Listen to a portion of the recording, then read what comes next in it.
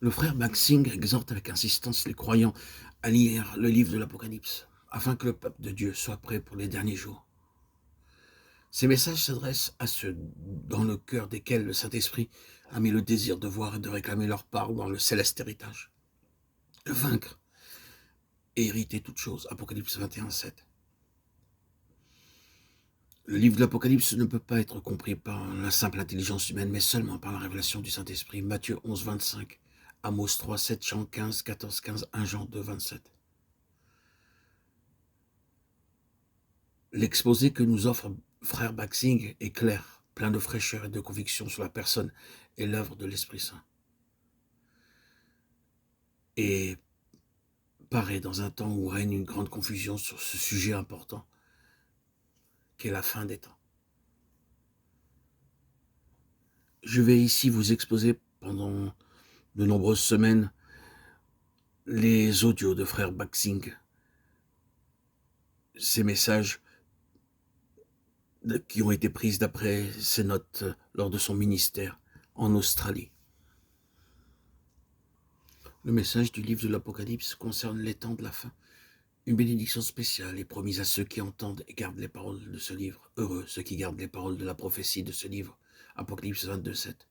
Ce livre est destiné à ceux qui veulent vaincre et hériter de toutes choses.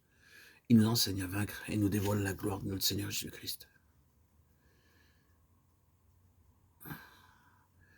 Apocalypse 1, la gloire du Seigneur Jésus-Christ, notre souverain sacrificateur pour l'éternité. Apocalypse 2 et 3, la gloire du Seigneur Jésus-Christ dans son Église. Apocalypse 4 et 5, la gloire du Seigneur Jésus-Christ dans l'Église céleste parfaite. Apocalypse 6 à 19, la gloire de ses jugements et notre collaboration avec lui dans ses jugements. Apocalypse 20, 1 à 6, la gloire de Christ dans son règne millénaire. La gloire du grand trône blanc du jugement, Apocalypse 27 à 15. Apocalypse 21 et 22, la gloire du Seigneur Jésus-Christ dans sa nouvelle création à venir. Le chapitre premier du livre de l'Apocalypse montre la gloire de notre souverain sacrificateur éternel, le Seigneur Jésus-Christ.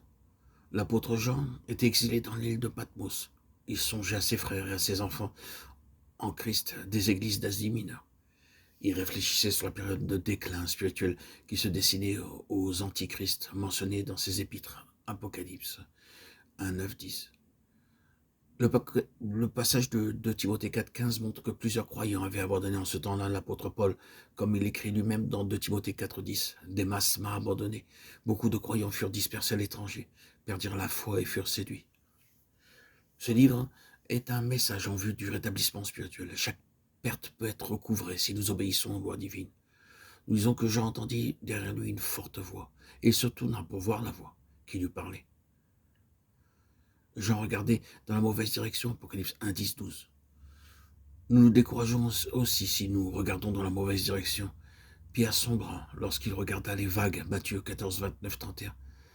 Tant qu'il avait les yeux fixés sur Jésus-Christ, tout allait bien.